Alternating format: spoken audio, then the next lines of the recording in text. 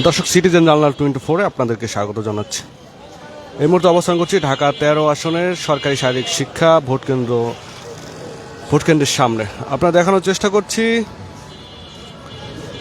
যে বিভিন্ন প্রার্থীদের পোলিং এজেন্ট বা তাদের সমর্থকরা কিন্তু এই ভোটকেন্দ্রের গেটের সামনে রয়েছেন এবং ভোটাররা ভোট দিতে ভিতরে যাচ্ছেন এবং ভোট দিয়ে বের হচ্ছেন। চলছে জাতীয় ত্রয়োদশ সংসদ নির্বাচন এবং গণভোট। এই মুহূর্তে আমরা একজন ভোটারের সাথে কথা বলবো।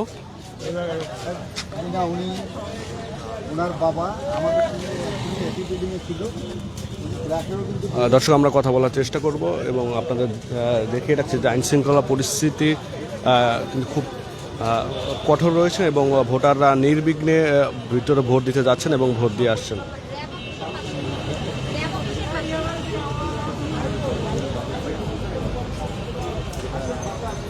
সকাল 7:30 থেকে কিন্তু ভোট গ্রহণ শুরু হয়েছে এবং সারা দেশে কিন্তু 299টি আসনে ভোট গ্রহণ চলছে। ওয়ালাইকুম সালাম। জি, আলহামদুলিল্লাহ। জি, অনেক ভালো পরিবেশ। হ্যাঁ, অনেক ভালো। ইনশাল্লাহ আল্লাহ যাকে কবুল করবে। প্রত্যাশা চাই মানে দেশের ইসলামিক ভাবে কায়েম করুক, দেশের শান্তি শৃঙ্খলা বজায় রাখবে, এটা চাই।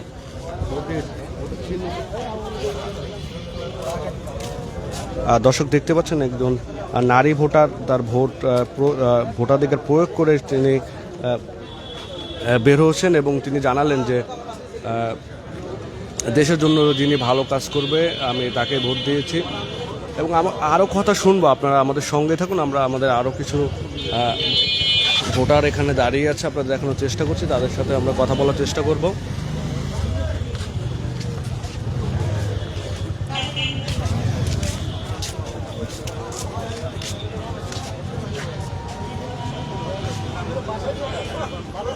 দর্শক, চলছে জাতীয় ত্রয়োদশ সংসদ নির্বাচন এবং গণভোট।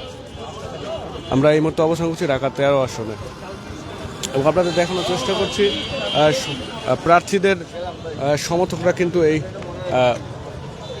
ভোট কেন্দ্রের সামনে এসে জড়ো হচ্ছেন এবং তারা কথা বলার মতো কেউ আছে? মামুনুল্লাহকে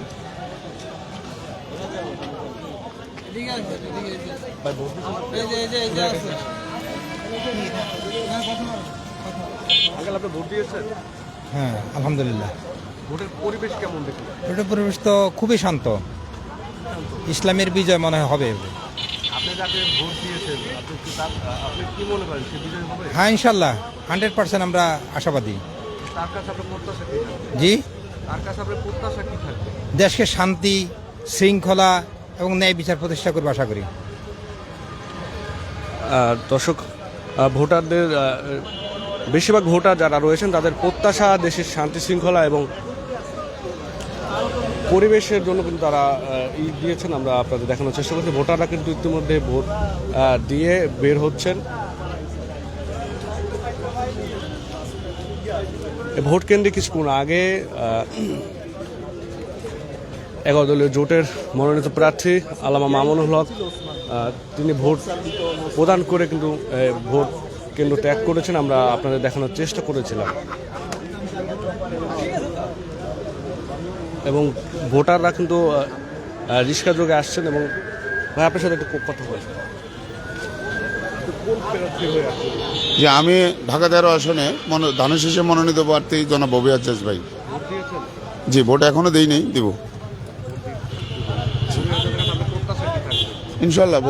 ববি আজাজ ভাই বিপুল ভোটে জয় করবেন, কারণ উনি সুদর্শন, শিক্ষিত এবং বিশিষ্ট সমাজসেবক।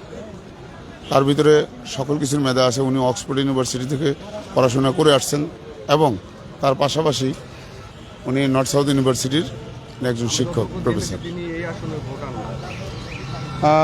এই বিষয়ে ভোটার কিনা এটা আমরা জিজ্ঞেস করি না। আসলে ভোটার না হলেও তারও যেহেতু একটা এমপির বিষয়, অবশ্যই উনি ওনার ব্যবস্থা করেই উনি এখানে আসছেন, সে বিষয়টা আমরা বলতে পারবো না।